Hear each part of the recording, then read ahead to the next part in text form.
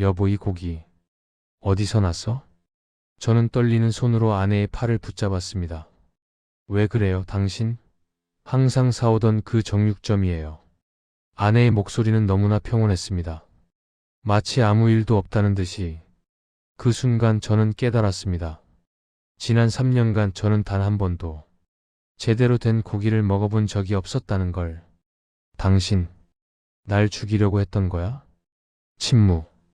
아내는 대답 대신 천천히 고개를 돌렸습니다. 3년 전으로 돌아가겠습니다. 저 박민수, 68세.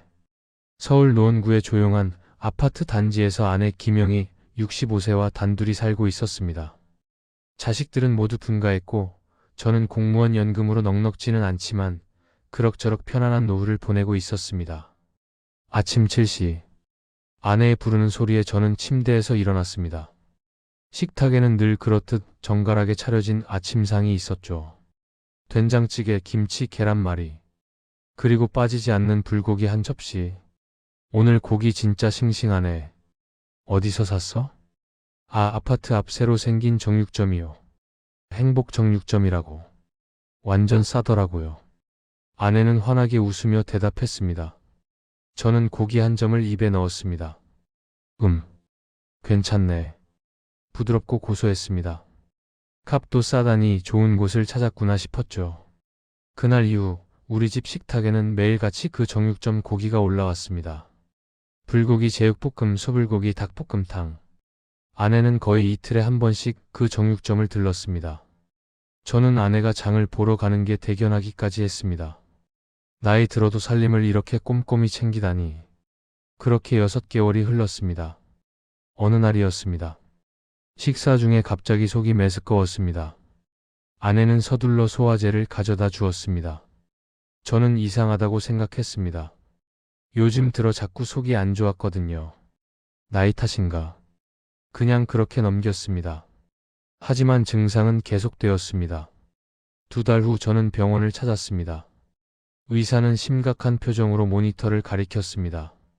간 수치가 심각하게 높습니다. 혹시 술을 많이 드세요? 아니요, 거의 안 마십니다. 그럼 약물이나 특이한 음식을 특별히 먹는 건 없는데요. 의사는 고개를 갸우뚱하며 말했습니다. 일단 한 달 뒤에 다시 검사해 봅시다. 식단 관리 좀 해보시고요. 저는 집으로 돌아왔습니다. 아내에게 병원 이야기를 꺼냈죠. 아내는 진심으로 걱정하는 것 같았습니다. 역시 우리 마누라야.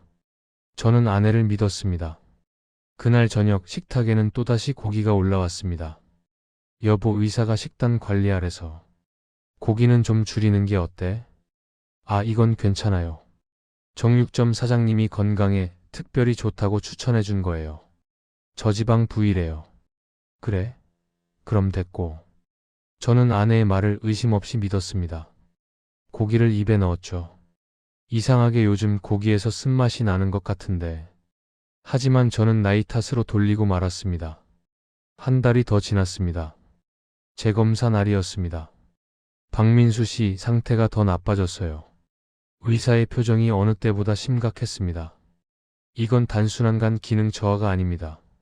뭔가 독성 물질이 지속적으로 체내에 유입되고 있는 것 같아요. 독성 물질이요? 네. 중금속 수치도 비정상적으로 높습니다. 혹시 집에 오래된 수도관이나? 아니요, 아파트가 5년 전에 지어진 신축인데요. 의사는 잠시 생각하더니 말했습니다. 그럼 음식물을 의심해봐야 할 것 같습니다. 특히 고기나 생선 같은 단백질류요. 고기요? 그 순간 머릿속에 스쳐 지나가는 생각이 있었습니다. 매일 같이 먹던 그 정육점 고기. 아니야. 설마. 저는 고개를 저었습니다. 집으로 돌아오는 길. 저는 무의식 중에 그 행복 정육점 앞을 지나게 되었습니다. 오후 3시쯤이었을까요? 가게 문이 열려 있었고 안에서 목소리가 들렸습니다. 사장님, 오늘은 뭐가 좋아요? 그 목소리. 아내였습니다. 저는 본능적으로 가게 옆 골목으로 몸을 숨겼습니다. 왜 숨었을까요? 저도 잘 모르겠습니다. 그냥 뭔가 이상한 느낌이 들었거든요. 정육점 주인의 목소리가 들렸습니다. 그 양반 요즘 몸은 어때요? 점점 안 좋아지고 있어요. 오늘도 병원 갔다 왔는데 의사가 심각하대요. 그 순간 저는 심장이 멎는 줄 알았습니다.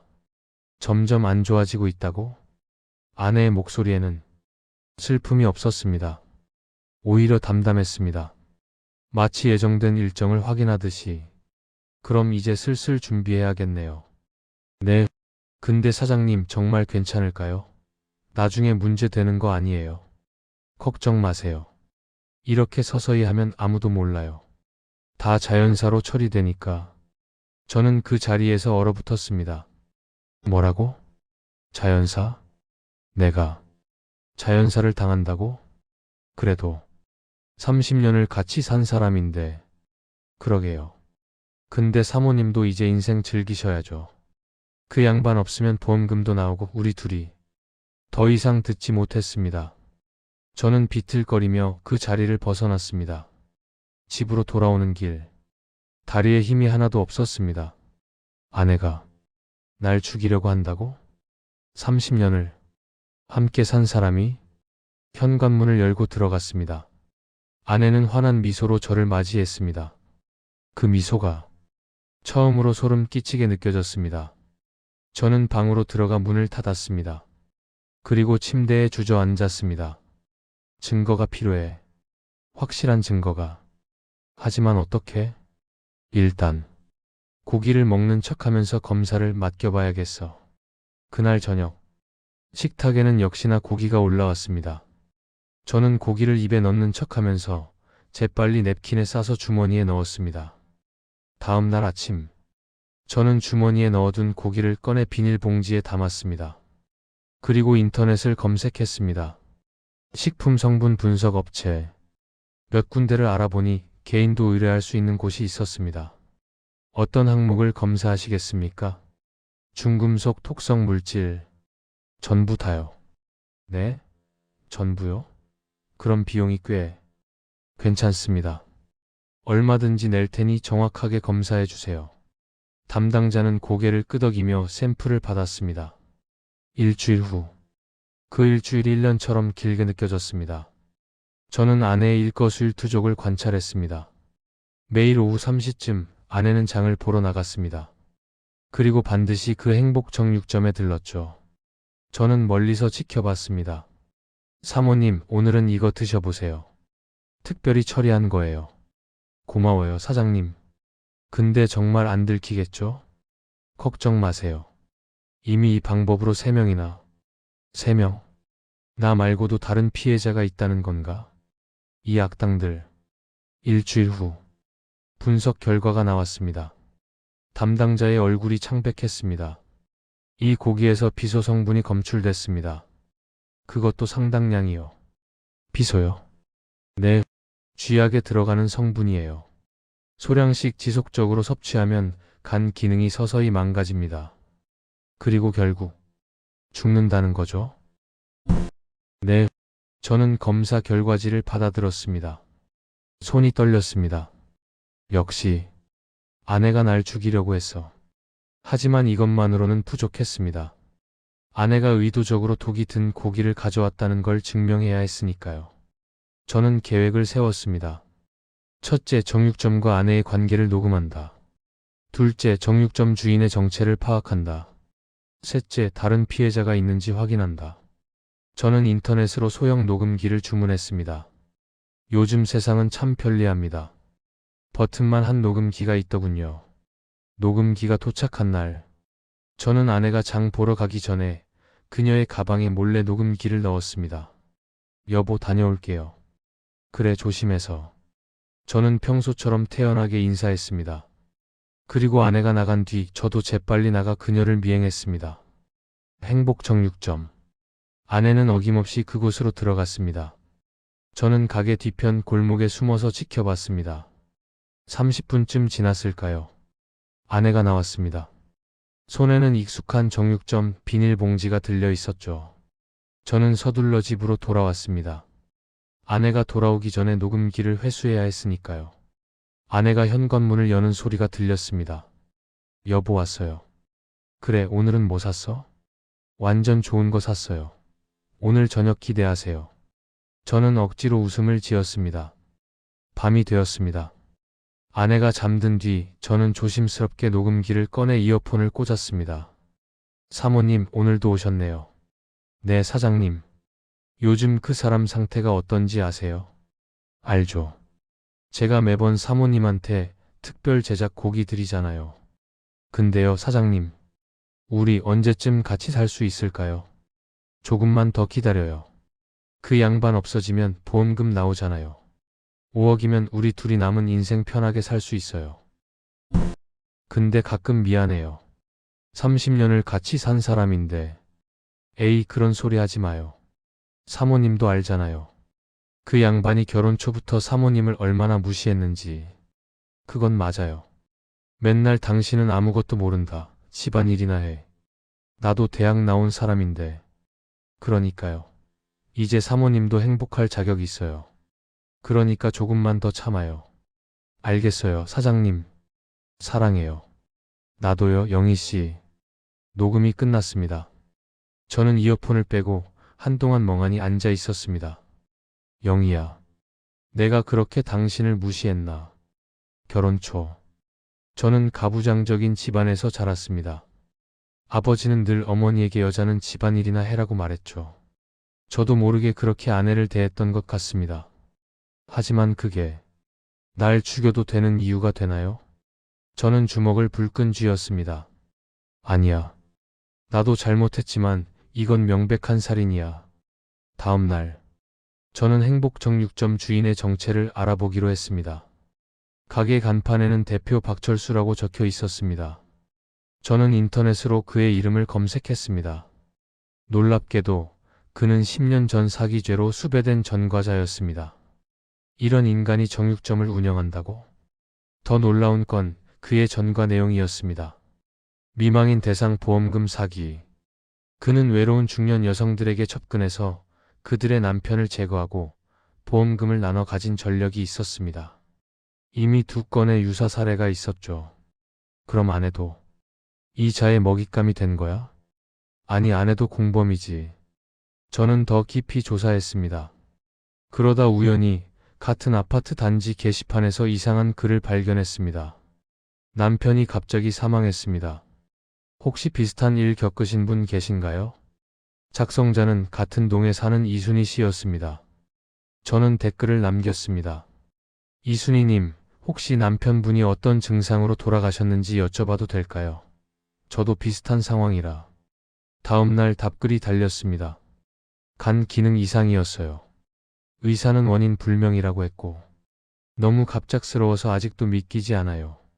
혹시 직접 만나 뵐 수 있을까요?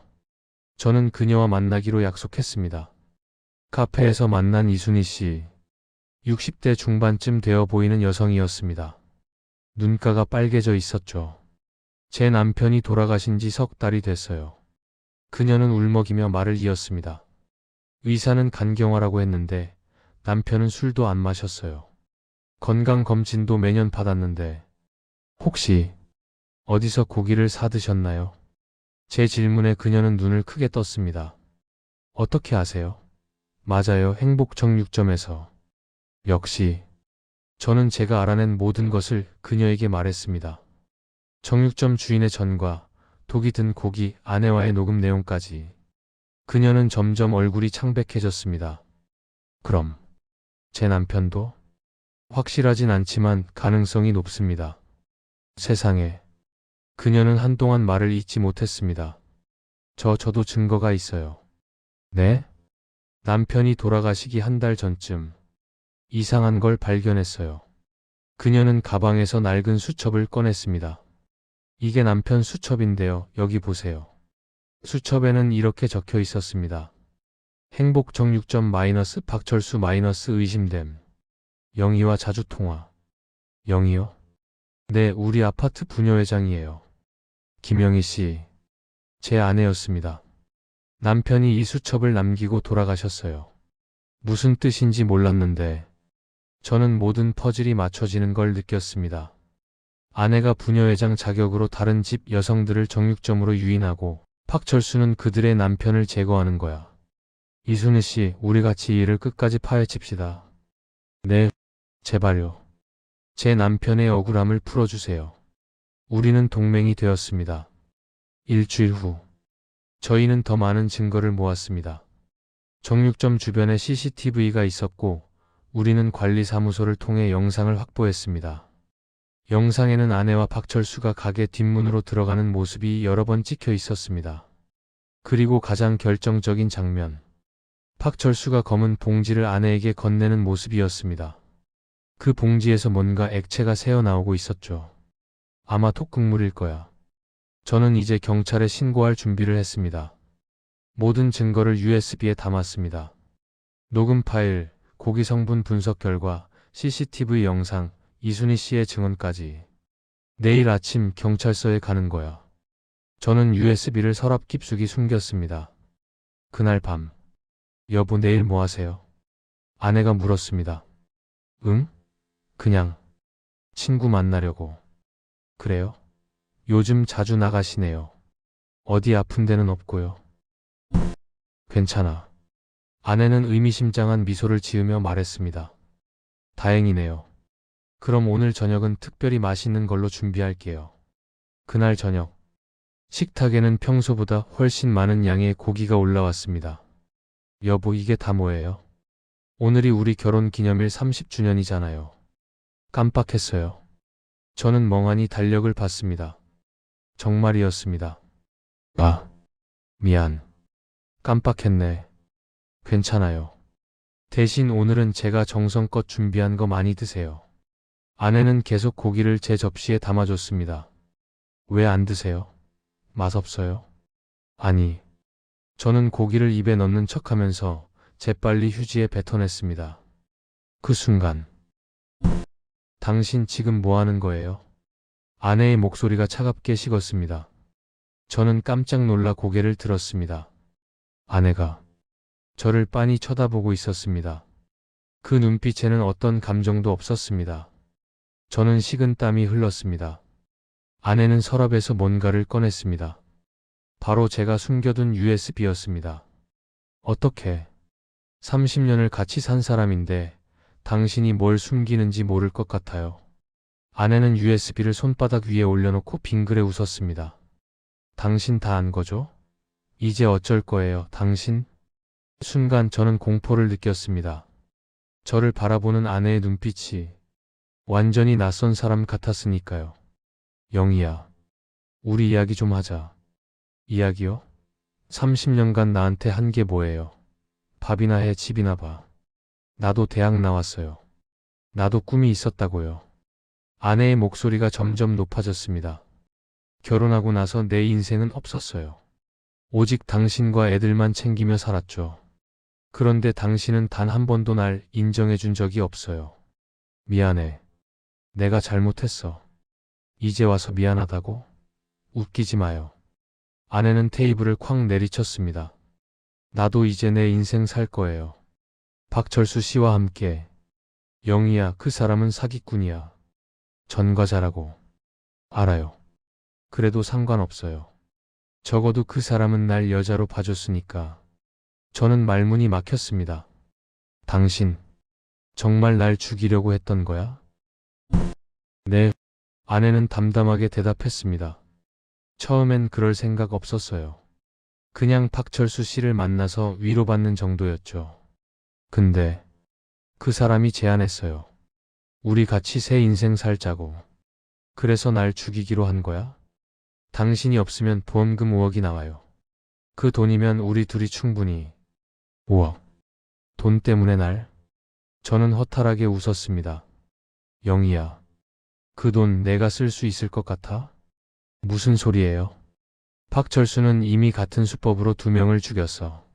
그리고 그 보험금은 전부 자기가 가졌지. 너도 똑같은 꼴 당할 거야. 거짓말. 이순희 씨 남편도 같은 방법으로 죽었어. 근데 이순희 씨는 보험금 한 푼도 못 받았어. 왜? 박철수가 다 가져갔으니까. 아내의 얼굴이 굳었습니다. 그럴 리가. 믿기 싫으면 직접 확인해봐. 박철수한테 물어봐. 이순희 씨 보험금은 어떻게 됐냐고. 아내는 휴대폰을 꺼내 박철수에게 전화를 걸었습니다. 모든 게 사실인 걸 하고 아내는 망연자실했습니다. 다음 날 새벽, 아내는 밤새 한숨도 자지 못한 듯 눈이 충혈되어 있었습니다. 당신, 경찰에 신고할 거예요? 모르겠어. 저도 혼란스러웠습니다. 30년을 함께한 사람입니다. 비록 저를 죽이려 했지만, 그래도 한때는 사랑했던 사람이잖아요. 영희야, 나한테 솔직하게 말해봐. 진짜 날 사랑한 적 없었어? 아내는 한동안 침묵했습니다. 있었어요. 언제? 결혼 초. 당신이 날 처음 안아줬을 때 아내의 눈에서 눈물이 흘렀습니다. 그때는 정말 행복했어요. 이 사람과 평생 살겠구나 생각했죠. 근데 시간이 지날수록 당신은 날 사람 취급 안 했어요. 그냥 가정부처럼 애들 엄마로서만 봤죠. 저는 아무 말도 할 수 없었습니다. 사실이었으니까요. 미안해 영희야. 내가 정말 잘못했어. 이제 와서 미안하다고 해서 뭐가 달라져요. 모르겠어. 근데 영희야, 살인은 안 돼. 그건 아니야. 알아요. 나도 알아요. 근데 이미 돌이킬 수 없잖아요. 아내는 바닥에 주저앉아 울기 시작했습니다. 한때는 그렇게 아름다웠던 여인. 지금은 바닥에 무너져 울고 있습니다. 내가 이렇게 만든 건가? 일주일 후, 저는 경찰서 민원실 앞에 서 있었습니다. 손에는 모든 증거가 담긴 USB. 이걸 제출하면 모든 게 끝나. 아내는 감옥에 갈 것이고 박철수도 수배될 겁니다. 혼돈 속에 며칠을 앓다가 경찰로부터 연락을 받았습니다. 이순희 씨가 신고한 건으로 조사할 일이 있다면서요. 경찰은 즉시 추가 조사에 들어갔습니다. 며칠 후, 박철수가 검거되었습니다. 부산에서 도피 중이었는데 경찰의 추적 끝에 붙잡혔죠. 박철수, 너는 총 4명의 남성을 살해했고 5명을 살해 시도했습니다. 아닙니다. 저는 그냥 고기만 팔았어요. 증거가 다 있어요. 독극물 구매 내역, 피해자들과의 통화 기록, CCTV까지. 박철수는 결국 모든 죄를 인정했습니다. 재판이 시작되었습니다. 검사는 징역 25년을 구형했습니다.